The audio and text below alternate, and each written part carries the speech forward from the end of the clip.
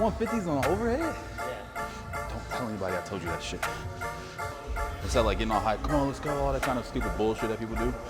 It's like a compensation because you don't believe you're strong enough.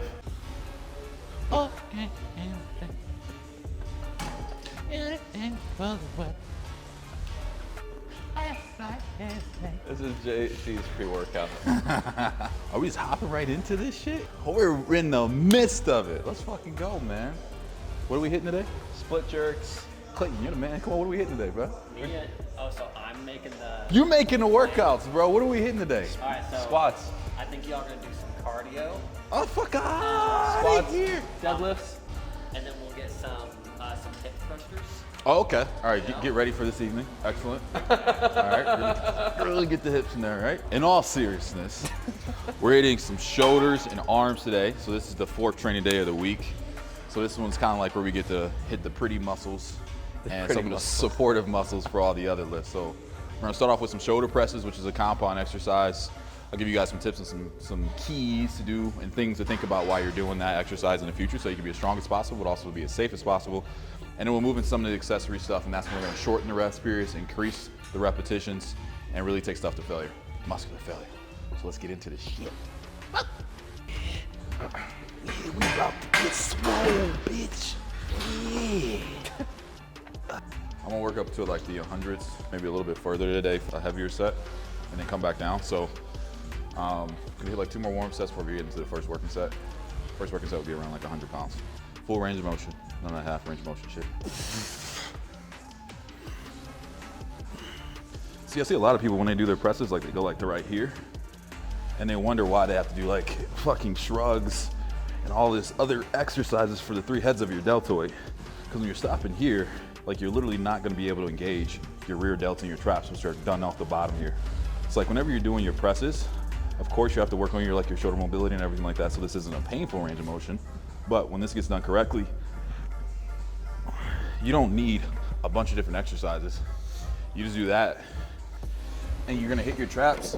You're gonna hit your traps, you're gonna hit your rear delts, you're gonna hit your lateral deltoids, like literally all 3 heads of your delts plus your traps. I never do any trap work, ever. It's because I do this exercise correctly. So whenever you see somebody going out super wide like this, stopping here, puts a lot of strain on the shoulder, right? And they're stopping there because if they go down any lower, it's gonna be a lot of strain on the internal rotator cuffs. Turn that elbow inside a little bit. Think of it more like a neutral grip when you're doing the presses. So you can get that full range of motion as opposed to being out here. All right.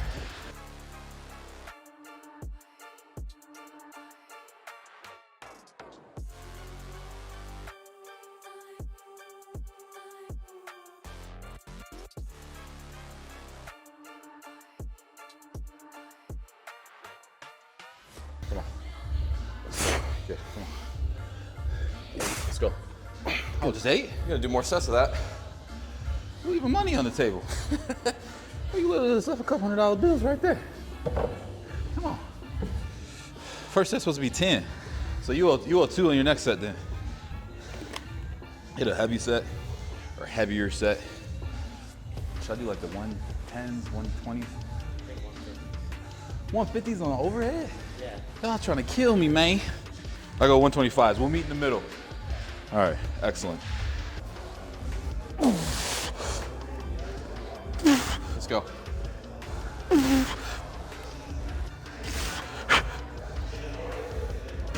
on. God damn it. Don't touch it. Don't touch it. That pre-workout's starting to make my face itch. I don't take pre-workout. I drink dragon piss. That's what I drink every fucking morning. Cocktail of champions, goddammit. Drink your water. You know, I actually use this habit tracker because even myself, I forget to drink water. And I set it for like a super obtainable goal, just like 80 ounces. Getting like something like this is just like super fucking helpful. I mean, this shit's kind of stupid and lame, but it's something that you know, bare minimum, that you're gonna hit your water target every single day. So if you're busy, you got shit going on, it's hard, but water is so important for like your recovery, nutrient partitioning, so like the food that you eat actually going and shuttling into the muscles, how you actually look. If you wanna look like the muscles bigger and look leaner, you have to be lean first, but drinking water actually helps with that. So now we're gonna get to the high reps to failure. We can do that machine right there. We're gonna stand on the platform and overlook the kingdom. Everything the light touches is our kingdom. And tell all of society that we are building massive, juicy delts.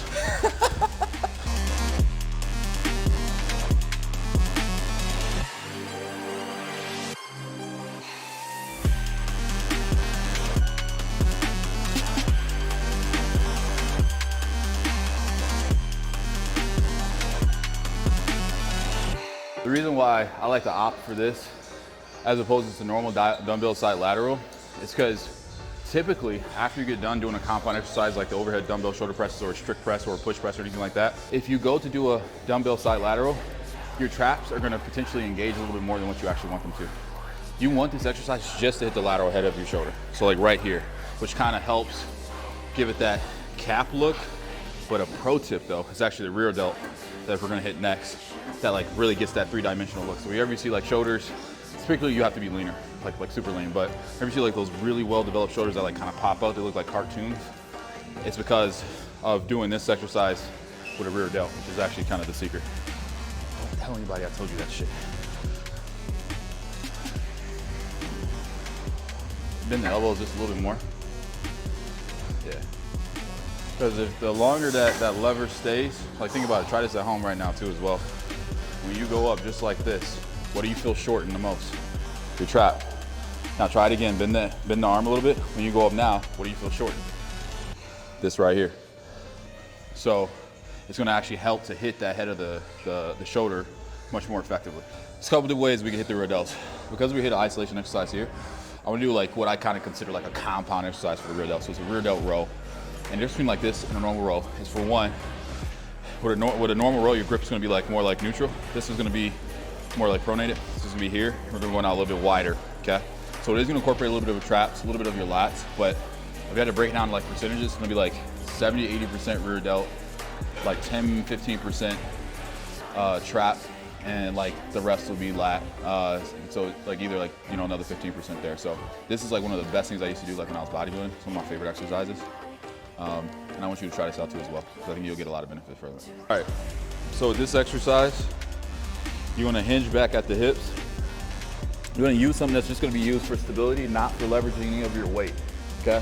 While we want to try to lift this movement as heavy as possible, we're still not trying to jerk it or do anything like that if we were doing like a barbell or normal dumbbell row. So we'll be in this position here, and we're going to track that elbow out, try to be parallel with our shoulder at the very top, okay? Like I said, it's going to be a majority rear delt, but you are going to get a tiny little bit of lats and some traps in there too as well.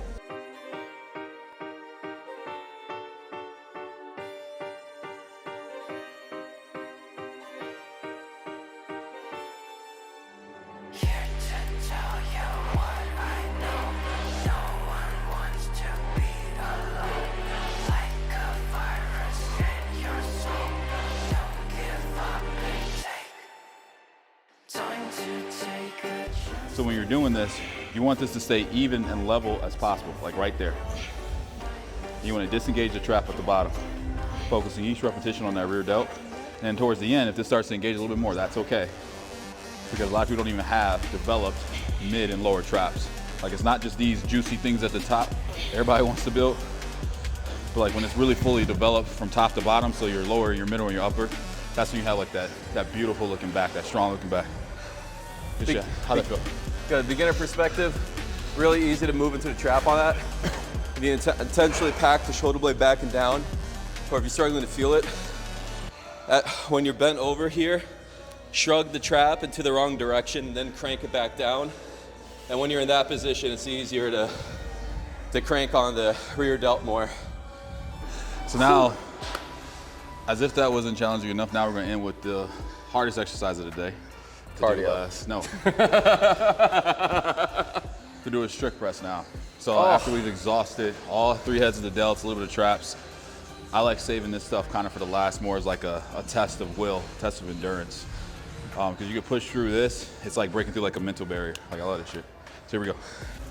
So, whenever you guys see an empty sleeve like this, where there's no middle collar for grip, always check your bar to make sure you got the proper shit. So this one is a deadlift bar. So this is gonna give a lot of whip and a lot of give, especially the more weight that you begin to load on it, particularly like over like 300, especially over 400 pounds. So you want a more rigid bar for the type of lift that we're about to do.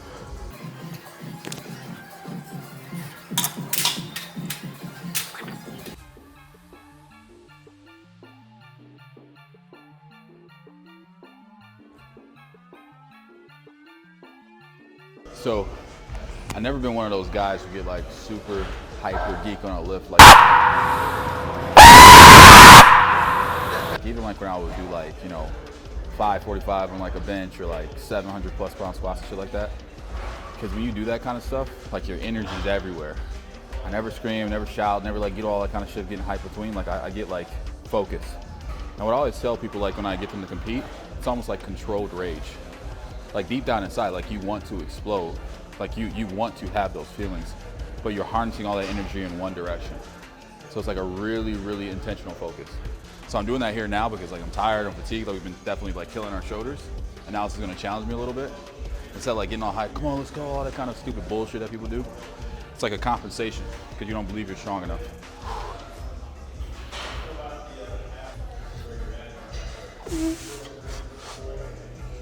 Yeah. Come on. Come on. Come on. Come on.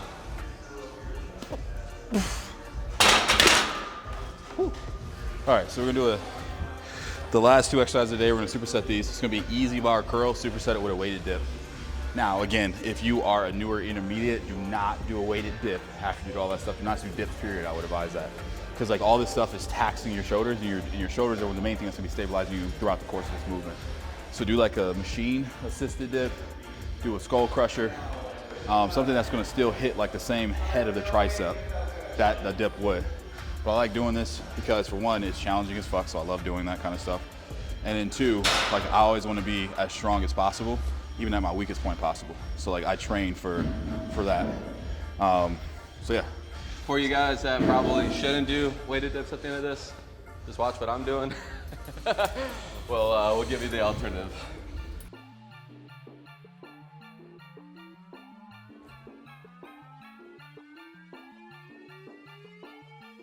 How much should I put on this? Count again. Stop being a little bitch and just say how many plates. 5. 5? Yeah, you asked. God damn, boy, you trying to kill me.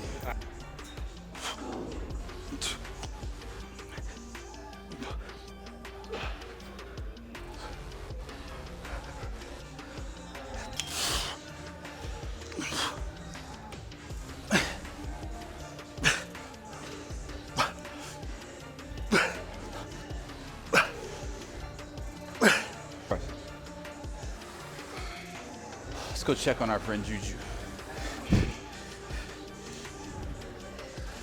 Sit more upright with these today. And don't fully lock right there.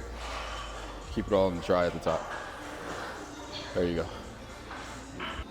Time to go eat. We won't show you guys that yet.